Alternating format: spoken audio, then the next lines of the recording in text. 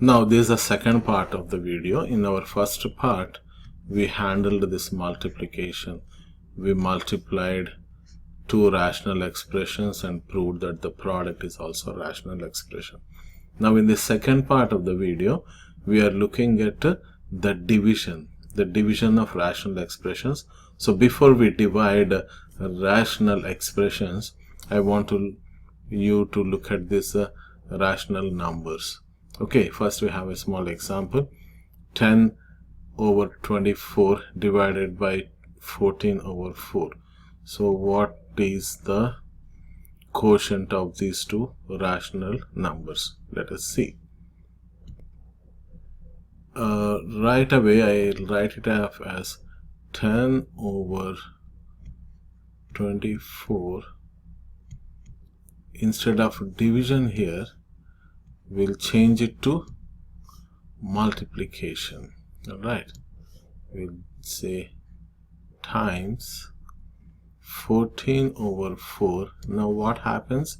This divisor 14 over 4, I have to switch it as 4 over 14. That is, the numerator becomes denominator and the denominator becomes numerator. That's the basic process of division that we learned in our lower classes. Okay. Now from this step, it is same as our multiplication, which we have learned earlier. So 10 is written as what? 2 times 5 over here 24. The factors of 24 are 2, then 12, again 2 divides 12, 6 times, 2 goes in 6, I'm 3 times, right?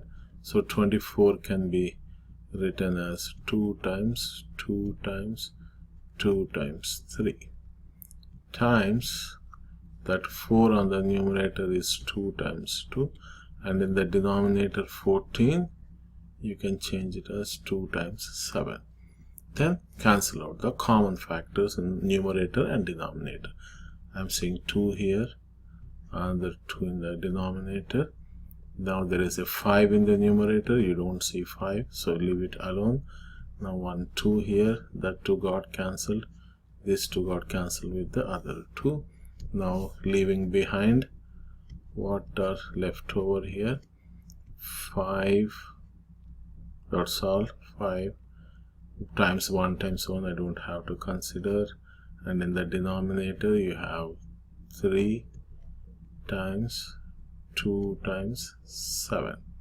So my answer is 5 over 3 times 2 6 and 6 times 7, that is 42. So the quotient of these two rational numbers, that is 10 divided 24 whole divided by 14 over 4, gives me 5 over 42. Now let us divide one rational expression with another rational expression. Here we have 2x plus 10 over 12x, and that is divided by x square minus 25 over 15x square. Alright, so in our first step we will write 2x plus 10 over 12x, that is, we are not doing anything to the first rational expression, but before writing the second rational expression, this division symbol is changed to multiplication, and once you do that conversion, we have to change this divisor as 15x square over x square minus 25. That is, the numerator and denominator, they switched their positions. The denominator 15x square became the numerator now, and the numerator changed to denominator. That's all.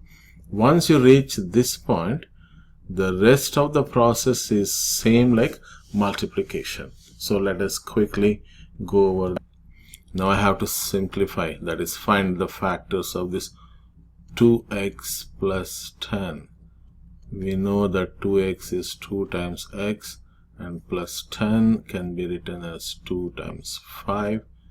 So my factors are 2 times x plus 5. So I'll write down this as 2 times x plus 5. And in the denominator we have 12x. We can directly write it as 2 times 2 times 3, that is 2 times 2, 4 times 3 is 12, times x times, here this big multiplication, 15 is written as 3 times 5, those are the prime factors, and x square is x times x. And in the denominator you have x square minus 25. So how do you handle that? X square minus 25 is same as x square minus 5 square. That is the difference of two squares. You know the formula a squared minus b square, just the difference of two square, written as a plus b times a minus b. So these are the factors. Now use that here. Just like a square minus b square, that gives you a plus b, here x plus 5, and there it is a minus b, in this case it is x minus 5. So x plus 5 times x minus 5 is x square minus 25. Alright, so this denominator is changed to x plus 5, let me use blue, x plus 5 times x minus 5. So we are done with the factorization of all the terms which are available to us. Now let us go ahead and cancel any common factors from the numerators and denominators. I am seeing a 2 here, cancel with this 2 from numerator and denominator. X plus 5 is here. X plus 5 is one factor in the numerator, and I'm seeing x plus 5 there in the denominator. Cancel it off. 3, yes, there is 3 in the numerator and also denominator. Cancel it off. 5, I don't see a 5 by itself as a factor. Okay, leave that 5. What about x? And yeah, there is x in the numerator and denominator. And the last factor x, there is no x in the denominator. So that's all. We are now left over with 3 here. I'm sorry, this is 5. You got 5 there and x, so 5 times x, and in the denominator I have it 2 times x minus 5. I think, yeah, that's all. 2 times x minus 5. This can be written as 5 times x is 5x over 2 times x minus 5. This is the result of the division of those two rational expressions. Okay, let us look at one more example before you can solve these problems independently. Now, here we have x square plus x minus 20 over 4x square plus 12x, that is divided by another big rational expression, x square minus 2x minus 8 over x square plus 3x. Even though it appears big, we don't have to worry about it. Just do one step at a time. I will write x square plus x minus 20 over 4x square plus 12x, and division change to multiplication, and here you have x square plus 3x, and that is divided by x square minus 2x minus 8. See, whenever you are dividing rational expression, make sure that you change the divisors, numerator and denominator. Their positions have to be switched. See, the denominator becomes numerator and the numerator changes to denominator, just upside down kind of thing. Okay, now we will factorize one expression or one part of each one of these at a time. So first I have here x square plus x minus 20. That is x square plus x minus 20. This can be written as product of two factors. Let me directly do it. Let me show you. Because of x square, I have x and x, and there is a negative product, so I have to be careful here. That is, when I multiply two numbers on multiplication, my product has to be negative 20, but adding those two numbers should result in 1. That 1 is here, the quotient of x.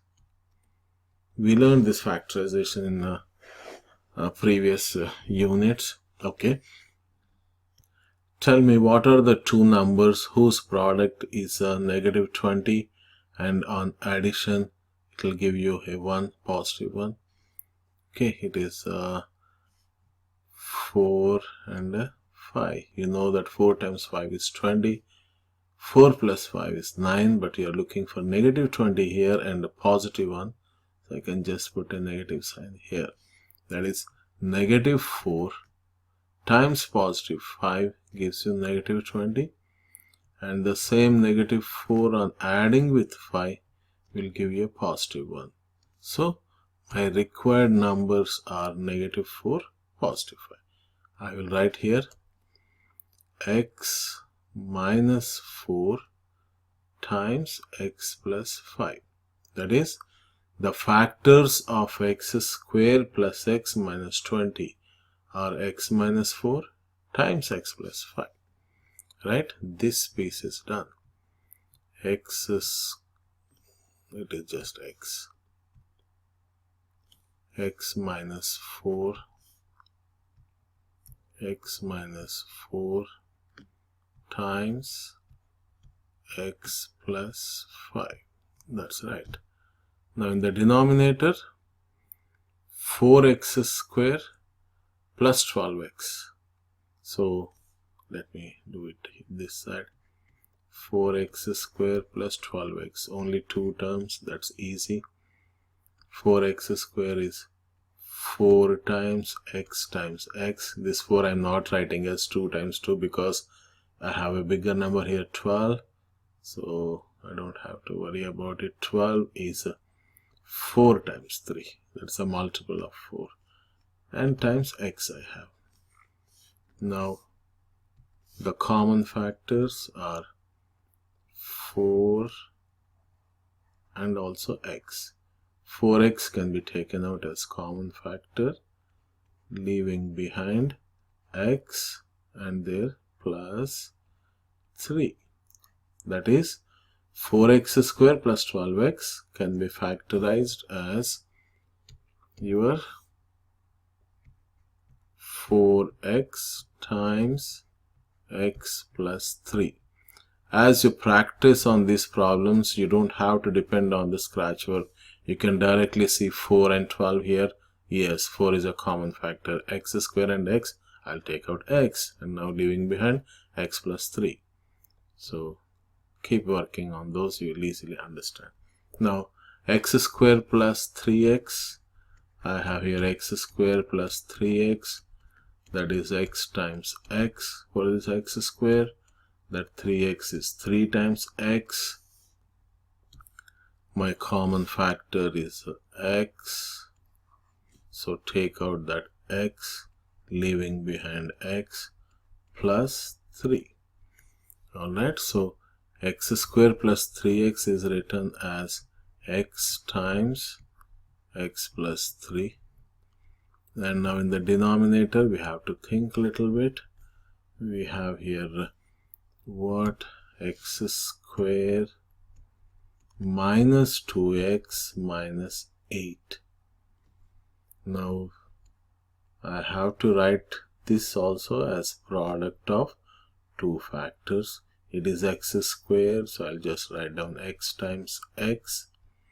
And you are looking for two numbers whose product is negative 8.